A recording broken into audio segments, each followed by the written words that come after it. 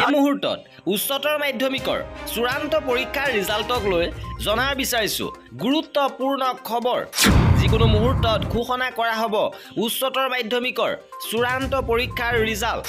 ইতিমধ্যে ঘোষণা কৰা হৈছিলে যে 10 মে'ৰ পূৰ্বে 10 মে'ৰ ভিতৰত উচ্চতৰ মাধ্যমিকৰ ফলাফল ঘোষণা কৰা হ'ব আৰু খবৰ আহিছে যে যিকোনো মুহূৰ্তত প্ৰকাশ পাব পাৰে উচ্চতৰ মাধ্যমিকৰ ফলাফল। ঘোষণা কৰা অনুসৰি 10 মে'লৈ মাজত মাত্ৰ 2টা দিন, এই 2টা দিনৰ ভিতৰত আপোনালোকে ফলাফল লাভ কৰিব। আৰু এইবাৰ উচ্চতৰ মাধ্যমিকৰ ৰিজাল্ট 10টাকৈ ৱেবছাইটৰ জৰিয়তে প্ৰকাশ কৰা হ'ব। এই ৱেবছাইটসমূহৰ জৰিয়তে আপোনালোকে ৰিজাল্ট চাব পাৰিব, মাৰ্কশ্বিট ডাউনলোড কৰিব পাৰিব।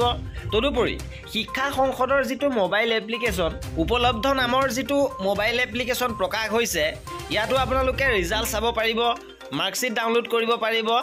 আৰু উপলব্ধ মোবাইল এপ্লিকেশ্যনত বৰ্তমান আপডেট আহিছে যে 10 মে'ত ৰিজাল্ট ঘোষণা কৰিব বুলি ইয়াত আপডেট আহিছে।